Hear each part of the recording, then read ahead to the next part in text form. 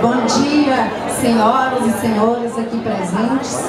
Eu quero cumprimentar todo o secretariado, né, que estão aqui presentes, o vereador Carlinhos, Narciso, né, Edson, Judite, a nossa querida Francinete, né, querida mesmo, eu amo todos os vereadores que estão aqui representando o nosso povo. E quero cumprimentar a nossa deputada, Flávia. É um prazer estar aqui, né, receber no nosso município, o doutor Geone, e quero cumprimentar esse grande homem que está aqui pro desejo do povo, que é o nosso prefeito Felipe Santana.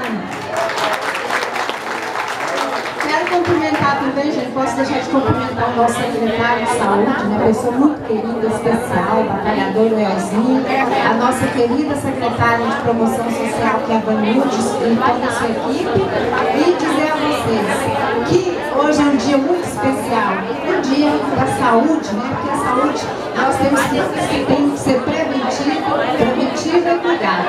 Então vamos hoje aproveitar o máximo, né, e ver como está a nossa saúde, a saúde do povo vilaboense e as redondezas. Então, gente, tenhamos um bom dia e que Deus abençoe esse dia para que conduza esses médicos, secretariado e todo o povo de Vila Boa. Obrigada.